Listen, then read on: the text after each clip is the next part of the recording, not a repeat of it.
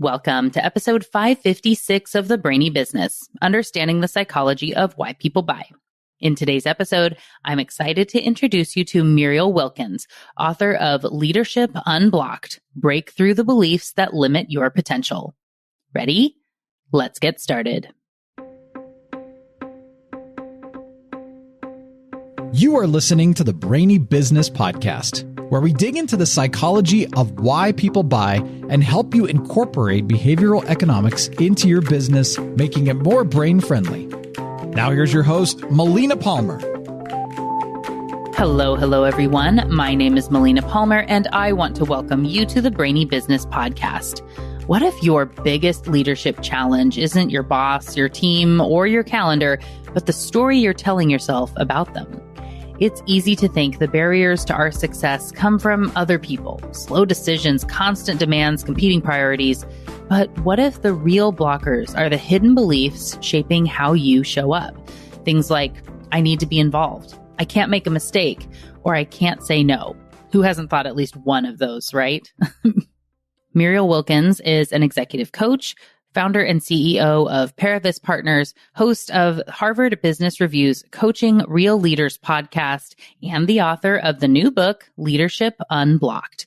Through her work with hundreds of senior leaders, she's uncovered 7 core beliefs that quietly hold people back, and she offers a practical roadmap for breaking through each of them. Her work is all about shifting from frustration and blame to awareness and agency, learning to look inward before pointing outward. As you listen, consider, where might you be feeling stuck, not because of someone else's actions, but because of your own assumptions about them? Really quickly, before we get into the conversation, I want to be sure you know that there are links in the show notes for my top related past episodes and books, ways to get in touch, and more. It's all within the app you're listening to and at thebrainybusiness.com/556. Now let's jump right in. Muriel Wilkins, welcome to the Brainy Business Podcast. Thank you, Melina. I'm delighted to be here. Yeah, I am so excited to talk about you. I really love the book and the way you're breaking down these blockers for people. Before we, dig in on that, can you share a little bit about yourself and the work that you do? Absolutely. So I am the CEO and founder of a firm called Paravis Partners and also the host of Coaching Real Leaders.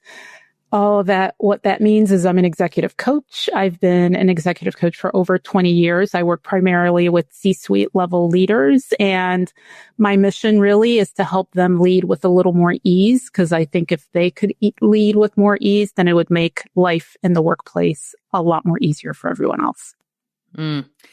Preach, right? Like I hear that. I'm all about that. I really love, and if we look into digging into your background, you share, some really enlightening a story from your past and career in this that kind of leads into the book, but I'm sure is also foundational in the work that you do now. Can you share a bit about kind of how you got here? Yeah. I mean, Melina, I'm still getting there.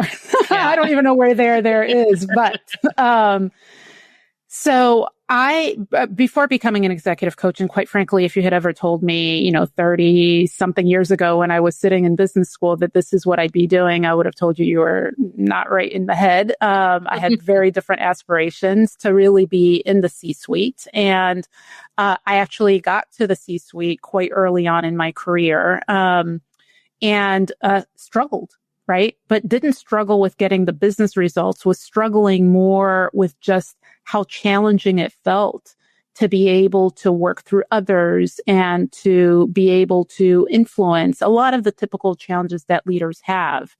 And during that time, I really was focused on trying to make sure that everyone else was doing what they needed to do, or that the business was doing what it needed to do, in order for me to feel more comfortable and less challenged.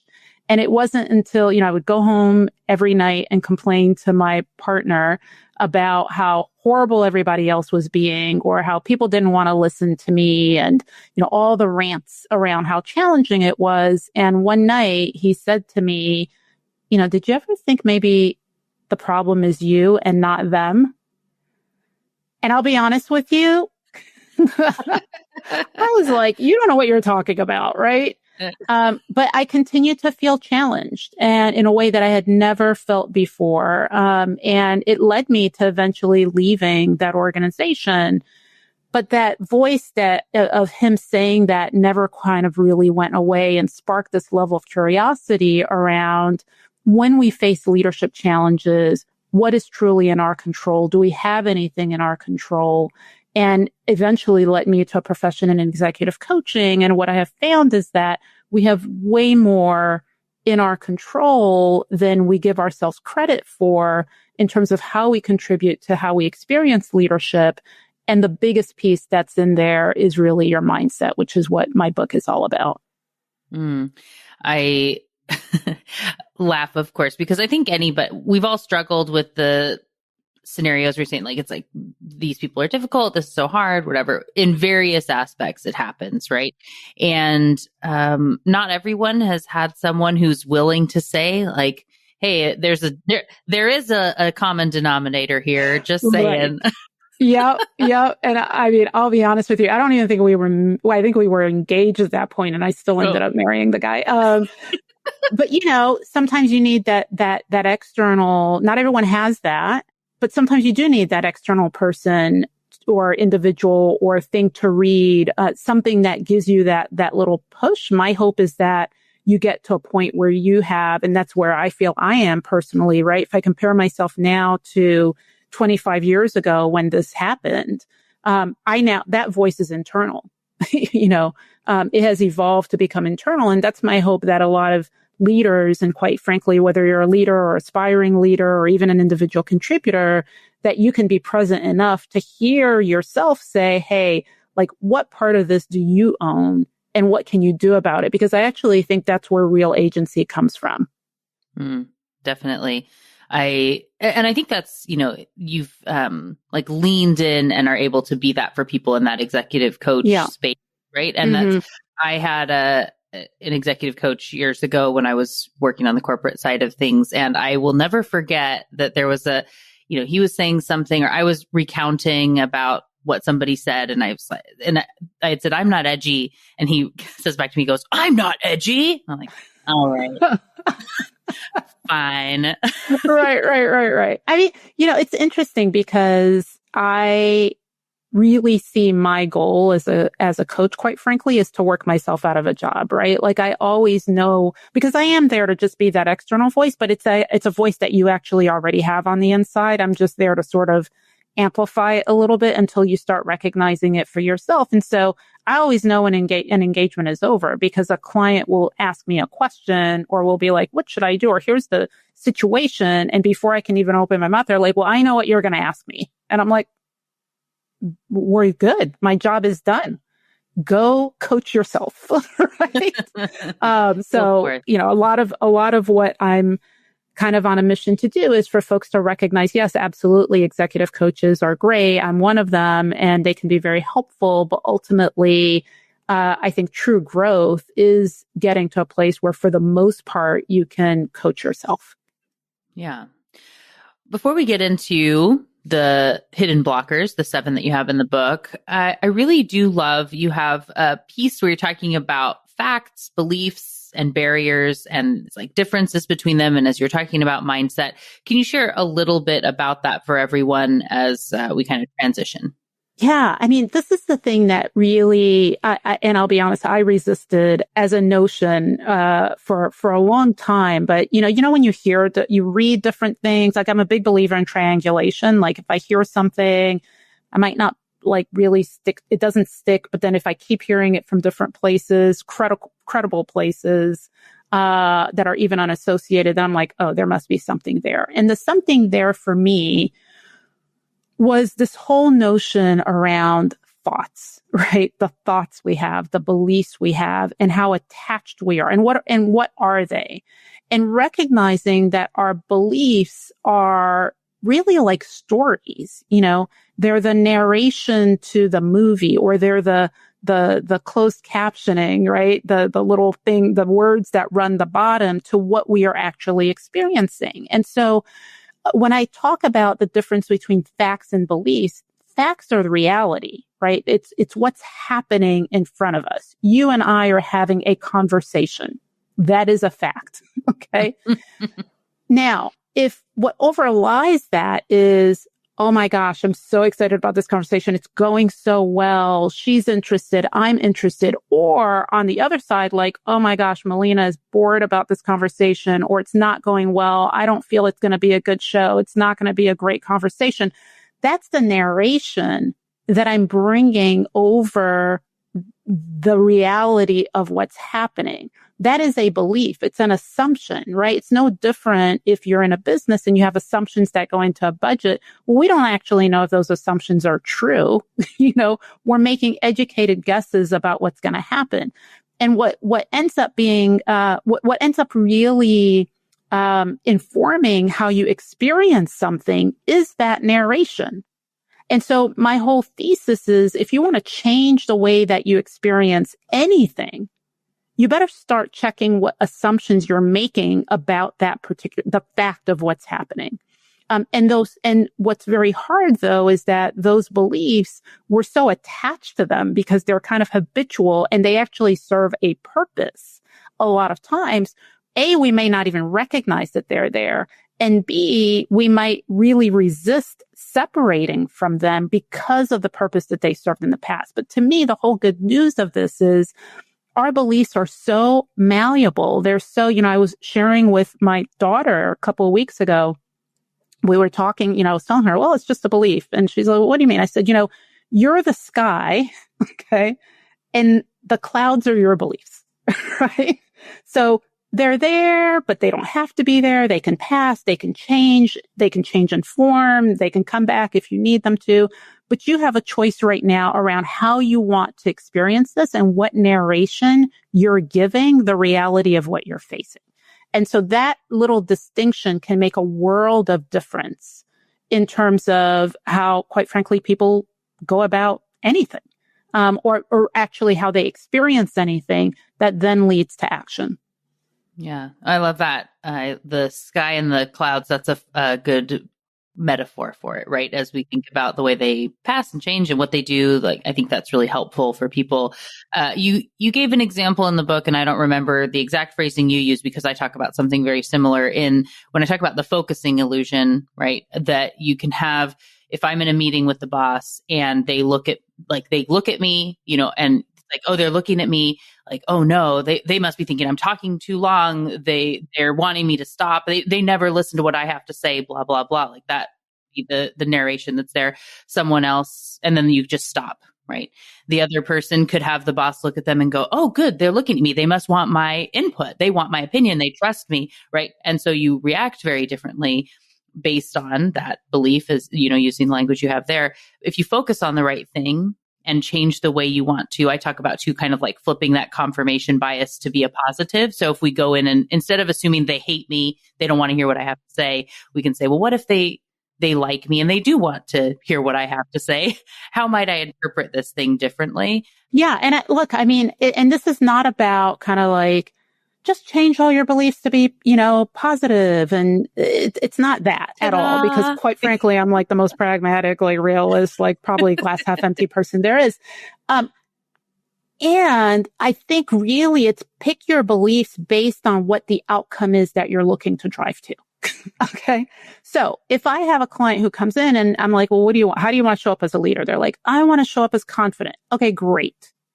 But if the belief you have is that I'm not worthy, I don't belong at the table, I don't know what I'm doing, I'm not good at my job, the math ain't mathing, as the young people say, right? It has to add up. So the question is, well, what assumption would you need to make about yourself, about the other people, about the situation that increases the probability that you will feel confident on the other end, right? And then from there, what actions would you take? So this whole, fake it till you make it doesn't work, because the fake it till you make it focuses on the action, but it's not sustainable because the operating system isn't aligned with what the machine is supposed to do. Okay. And so that's where I think to me, like what gets me really excited is it opens up the range of possibilities, right? And that's why this is much more about being able to live up to potential rather than trying to remediate from something. But when you can see, I can pick and choose from a variety of assumptions and kind of play with them and then decide which one I'm going to hang my hat on for now loosely, because I think that's the one that's going to get me to where I want to go. Man, like think about all the different ways you can use that. I love that. And it feels like it's such a great transition into those 7 blockers, those kind of barrier statements that you have. Let's do a quick overview of what each of them is. And then, as I mentioned to you before we started recording, I think we can dig in on one to really show how this all works and what people will get from the book. Absolutely. So if we can take a step back for a little bit, we all have a range of beliefs and there are so many out there. I mean, we'd never be able to, number them, right? What I got curious about, quite frankly, because I'm a big sort of pattern recognition person, I got curious about, I wonder if there are beliefs that leaders hold that are common across them that tend to be the more popular ones, okay? The ones that kind of get in their way the most. So I looked across over 300 of my clients from the past 20 years, different genders, different industries, et cetera. Looked at all of, all the coaching I had done with them, and I had notes, et cetera. And lo and behold, people weren't that special. They shared a lot of the same beliefs. And there was a pattern around the ones that bubbled up. And so the 7 that I name are not fully comprehensive in that they're not the only ones. However, I would say that if you are feeling challenged in the way that you lead, there is a high probability that these might be one of the beliefs that's getting in your way. And if not, that's fine too. There might be another one, and I give you a framework on how you can go about figuring out what that is. So the 7 that I found bubbled up to the top are, number 1, I need to be involved, right? That voice that says, I have to be involved. And that really impacts the level of engagement at which you operate. It ends up really impeding your ability to lead at scale, and quite often leads to burnout or your people getting very annoyed with you because you are in places and getting involved in things that they don't really want you to be involved in, right? So that's the first one. The second is I need it done now. This is the person who exhibits behaviors of, what's known as toxic productivity. So the priority isn't just getting things done urgently at all costs. And again, very much leads to lack of prioritization, people feeling very frustrated, overwhelmed, burned out, either themselves or others who work for them. The third is I know I'm right. The behavior that leads to is very much showing up as, the smartest person in the room. It impedes being able to build capacity in others because you are giving the answer all the time, solving the problem all the time, and quite frankly, often comes off as being known as the person who might be abrasive rather than assertive, sometimes comes off as condescending, which has a ripple effect through the organization. The fourth one is I can't make a mistake. This is the mantra of what's known as the perfectionist. It can often lead to delayed decision-making, lots of frustration, again, with team members, and inability to get everything on their plate done because they're trying to perfect all that's there. The fifth one is, this one was the one that was most surprising to me. It's if I can do it, so can you. Often people think that this is a very inspirational type of mantra, but quite frankly, what it does is it gets in the way of you being able to meet others where they are, which is so critical when you're a leader and trying to lead change, coach people on your team. If you're in sales or negotiation, anything where you're trying to do work through others, your inability to meet them where they are really kind of gets in the way of being able to be as impactful as you can be. The sixth one is I can't say no. These folks literally say yes to almost everything, take things on. People love them. People who they work for love them. because they are the go-to. They will get things done. They get the results, but at the cost of their own well-being and their team's well-being. And it often gets in their way of advancement because they're not paying attention to bigger career things. And then the last one is I don't belong here. And the I don't belong here belief gets in the way of speaking up, of advocating for yourself, and quite frankly, just leads to, even if the results work, just a lot of unease and impact on your well-being as you try to lead at a particular level within an organization. Mm.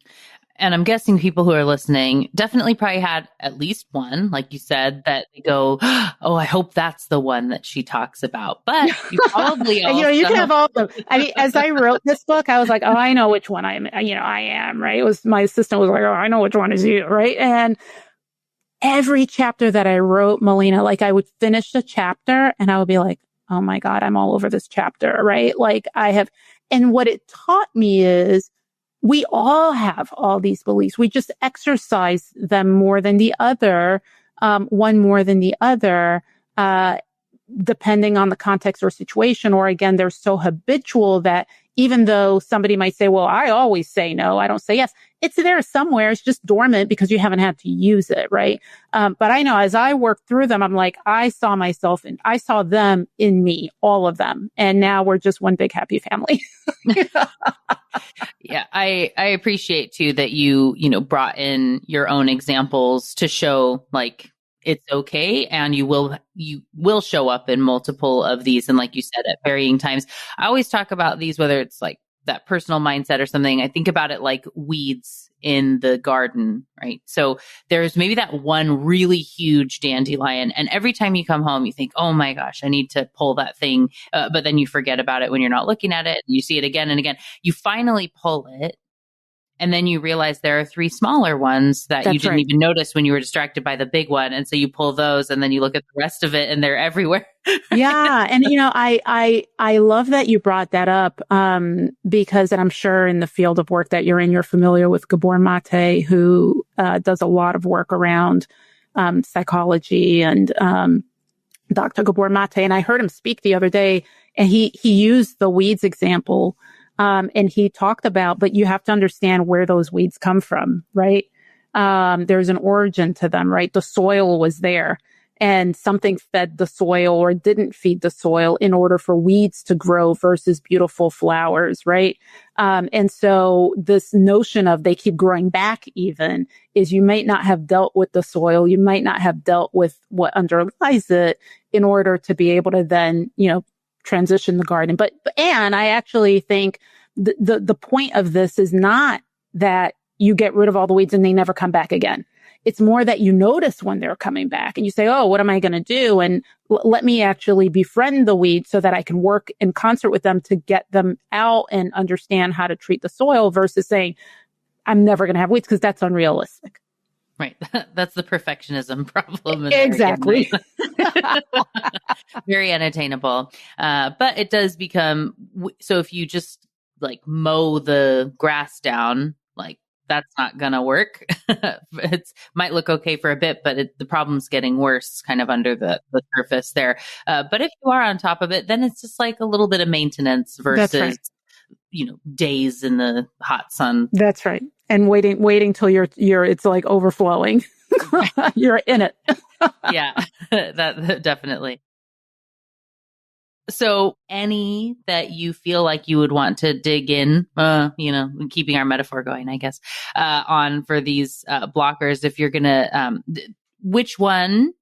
Well, let me ask you, which one resonated with you? Which one did you see yourself with? It's definitely, I've definitely done all the things. I do think that for a lot of people who are listening, I think so I know, I can't say no definitely comes up a lot for people. And we have had, so like Vanessa Patrick's been on the show and different people talking about saying no. So we talk about that. I think that not being able to make a mistake is something that definitely shows up. Mm-hmm. How about for you personally? I know, right? Like I said, I'm putting you on the spot. It's so many of them. I know over time, I definitely am someone that naturally I have a hard time saying no to things because I can help everyone. Like I see the opportunity that is there.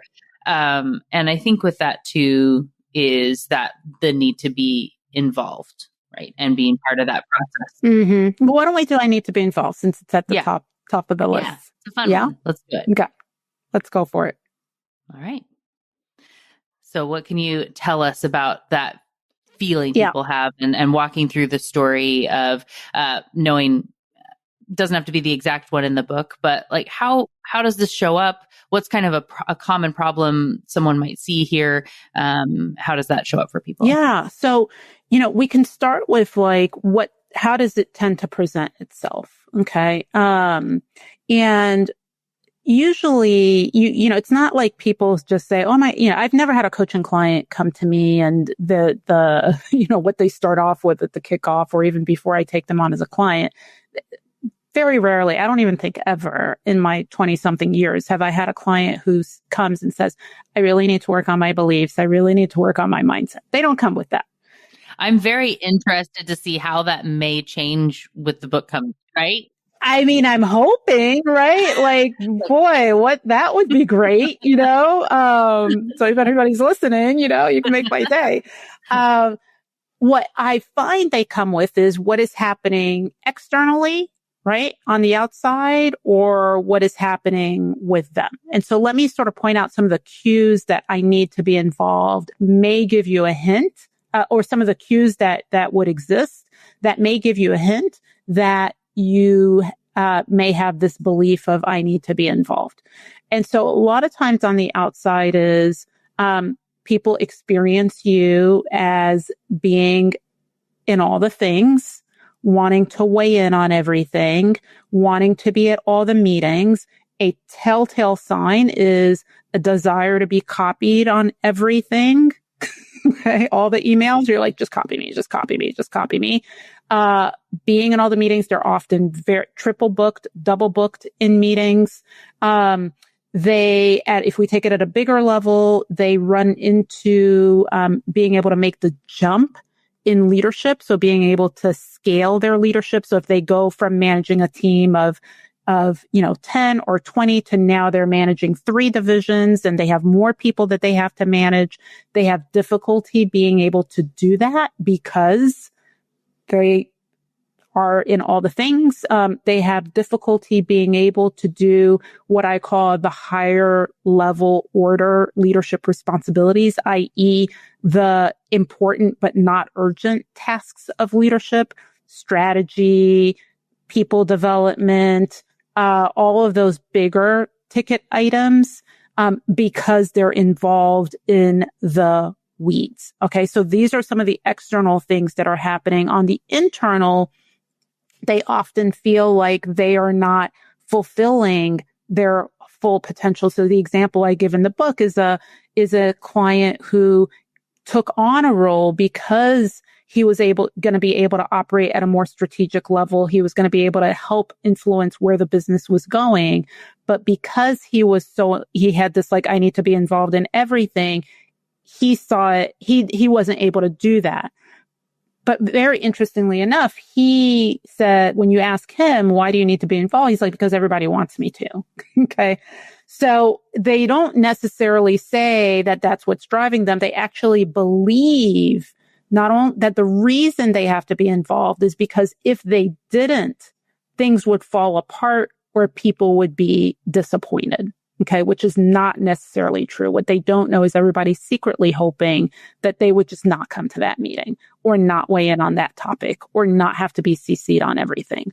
So now what's interesting about this is what's the origin, right? Because it's important that we don't just go from, oh, that's the belief that's blocking me to now what do I do about it? You've got to understand it, right? Just like we talked about the weeds, like why are the weeds growing? And a lot of times, this notion or this thinking, belief of I need to be involved came from a place of some experience that you've had in the past or multiple experiences where being involved at that level, at that granular level was paramount for you to be successful, right? So I think about myself when I was an individual contributor, the first job I had out of college. Yeah, I had to be like super involved in these little tasks that I was assigned in order for me to be successful at my job. But as I got to the C-suite level, that wasn't the case anymore. So what tends to happen is you're valued for being involved all the time, or it was a necessity. But then as your context changes, you haven't changed the script, but you're still applying that same philosophy is where they get in trouble. So noticing, does the context that I have in front of me still necessitate me being involved at this level? And what tends to happen is the answer is no, it doesn't. And so the reframing is, okay, so what would be the thought or what would be the belief that would then help me operate at this level? And, for the person that I describe in the book, it was, I need to be involved in the things where I actually add value, where I add the most value rather than I need to be involved, right? As a blanket statement. Right.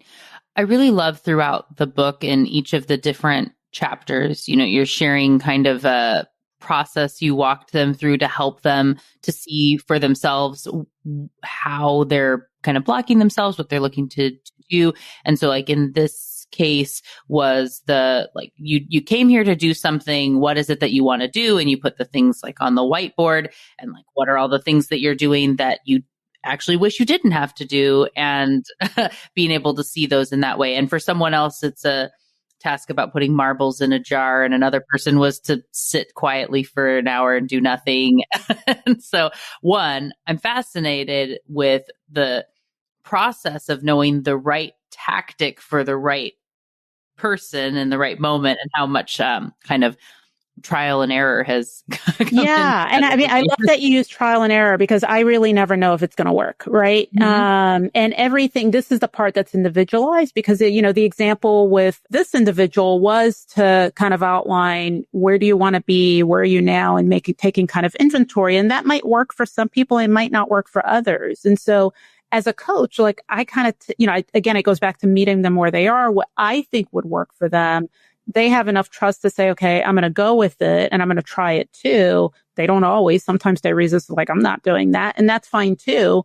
But I never really know if it's going to work. And so my strategy, which is the strategy that I would want people to have with themselves, is you may want to try something, but hold it loosely. If it doesn't work, it's okay. Try something different, right? Like if you are coaching a kid on a tennis team or a soccer team, and tell them to kick the ball and it's not working, you say, okay, like it's not working, let's try something different. You wouldn't just say, oh my gosh, like, no, that one has to work, right?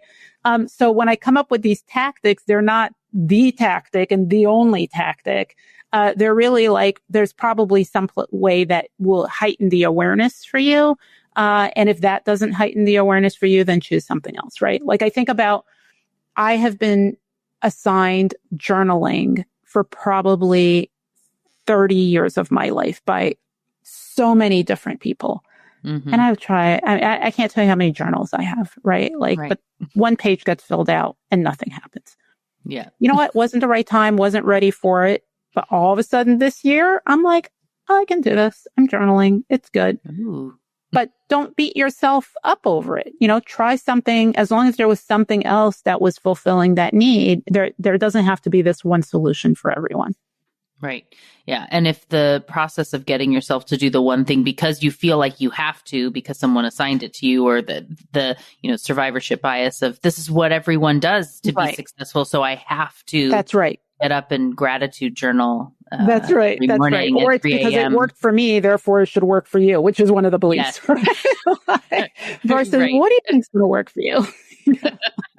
Yeah. And so, it's this balance of like the thing that didn't come naturally doesn't mean that that's not a good solution. Sometimes getting out of your own way is really important. Trying something, even if it feels awkward or weird, right? But once you tried it a couple of times, if it's not your jam, it's not getting you there, right? Like you say, you can try something new.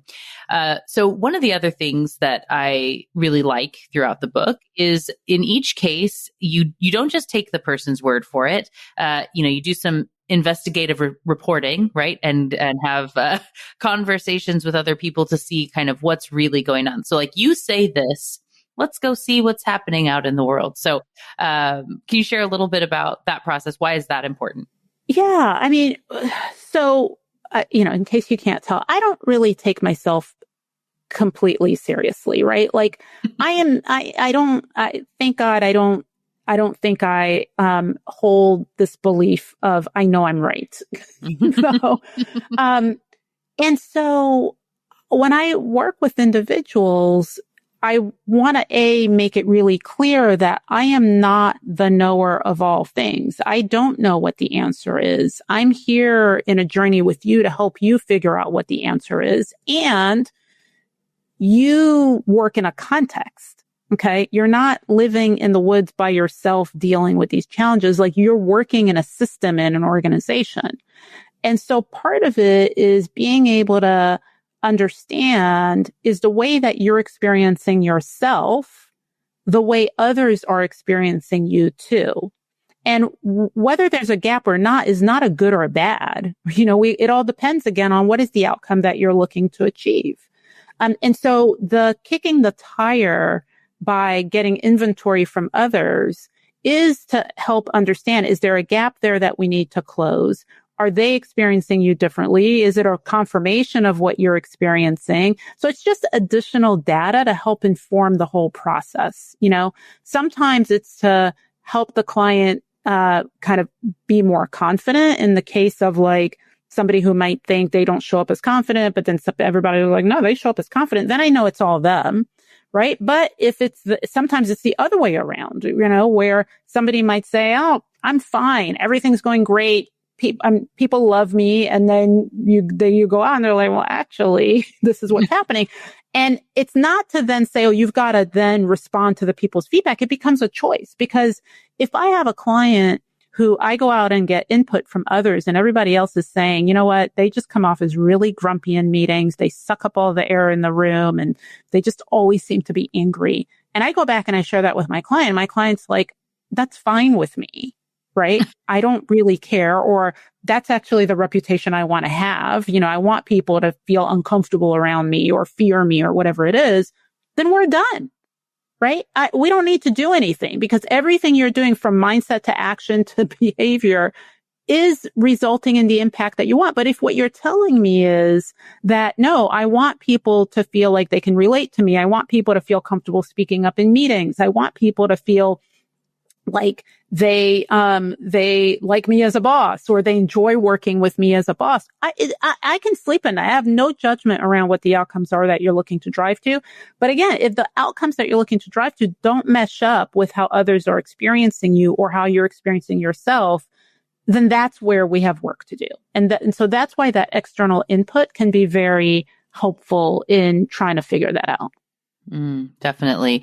I was remembering one of the other great examples in the book of the person who, I believe it's in the, I know the right answer, or what's the I know I'm right. Yeah. And so we're recording the Zoom meeting, and then it's like, he's watching himself, and you were saying, like, making the points of how many times like you interrupted someone or you did this. And it like sort of felt, it was like, but I had to, because they weren't going to get there or whatever. It's right. Like, okay, so yeah.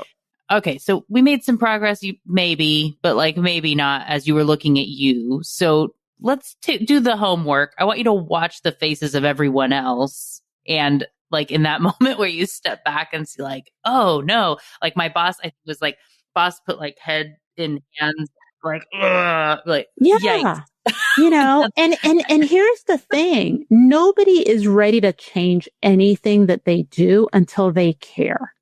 Okay. And in that particular example, when he saw the boss, like, it just so happened that particular client actually really respected that boss and really cared what that boss thought about him and about what he was doing. And his assumption up until then was that, yeah, everybody else might not agree with what I'm doing or doesn't get it, right? But he didn't really care.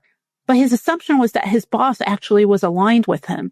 So when his boss was like looking so frustrated, he was like, oh, shoot, right? Like, my boss is not aligned with me. And I'm now recognizing that I will never be able to drive the results I'm trying to drive if my boss is not aligned with me. And oh, by the way, I care whether or not she's aligned. And that was what did it. Right. Could I have figured that out? No. Right. But again, part of it is if you're looking to do anything differently, you've got to care about why and why you, Melina, might care about it might be very different than why I care about it. And I say, who cares if it's different? As long as there's something, as long as you're able to latch on to that thing and help that be your motivator, then that's all that matters. And my job is to help try to find whatever that person's motivator is. And sometimes there isn't. And then the conclusion is, well, then you're not ready. You're not coachable. And that's in this particular topic. And that's fine too. Just like with the journaling. One day I will be. One day there will be a motivator. And here I am, right? I love that. I know you have examples in the book too, where it's saying like, if someone comes in and they're like, I don't think I need this, like, okay, cool. Like, I don't need to be here if you don't want to be here. I'm not going to force you. And, there's the sort of like, you'll come right back to where you are. That's fine. That means things will continue the way they are. That's just the way it works. And as long as you're okay with that, then I'm okay with it. And even that initial conversation, that kind of like puts it in, it's like sort of planting that little seed, right? Bringing it back to our metaphor again. It's there, even if they're not consciously ready for it yet. They're not ready to fully take action, but you can't unsee some of those things, right? You might notice or start asking some questions and maybe they come back in 6 months or whatever, 6 years, right? And say, okay, I get it now, right? I didn't end up getting that promotion I was sure I was going to get or, whatever it is. So I think there's, a lot of opportunity just in knowing what's out there and that other people experience these things too, right? Just to know that it's normal to be dealing with these aspects and you have opportunities and you can choose to believe something else, right? Change your clouds. Yeah. I mean, that was also part of why one of my motivating factors for even writing this book and even, the podcast work that I do is, when you are a coach or when there's a saying of, leadership is so lonely, right? It's lonely at the top. And I'm like, yeah, what I realized after coaching so many individuals is, I had to sometimes like stop myself from telling some of my clients, like, you're actually not that special. I have 10 other clients who are dealing with the same thing, And so part of this was sort of to bring it out in the open to say, we actually are not alone. We might feel lonely because of how we're experiencing it, but we're not alone. We are human beings at the end of the day who are connected and more similar than we're not.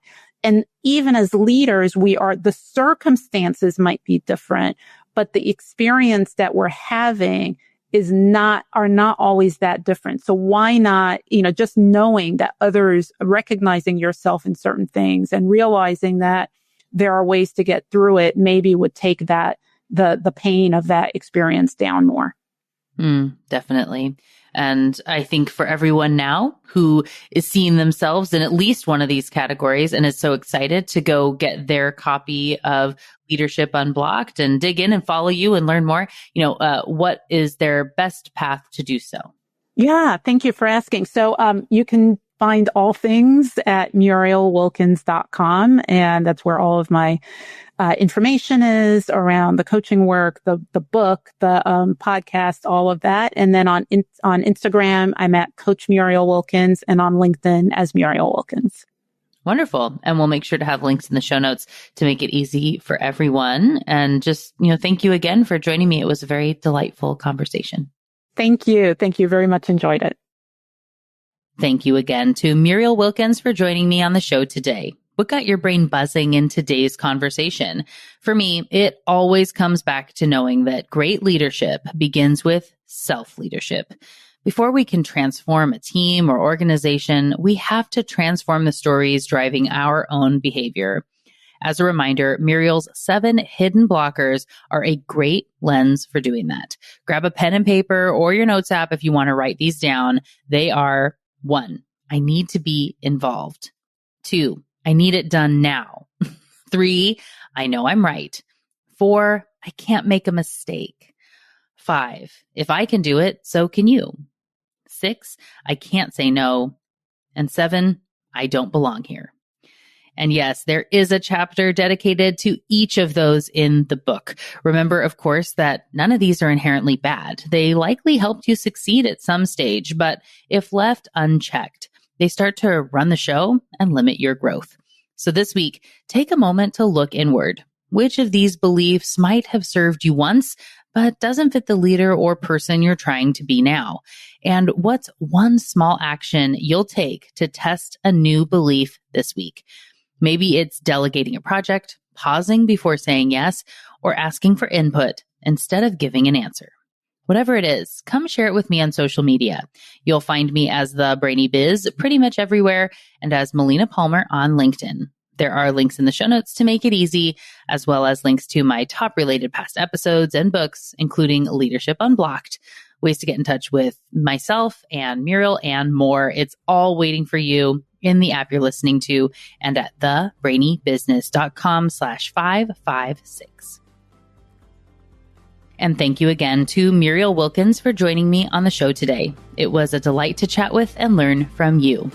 Join me next time for another brainy episode of the Brainy Business Podcast. It's going to be a lot of fun. You don't want to miss it. Until then, thanks again for listening and learning with me. And remember to be thoughtful. Thank you for listening to the Brainy Business Podcast. Melina offers virtual strategy sessions, workshops, and other services to help businesses be more brain-friendly. For more free resources, visit thebrainybusiness.com.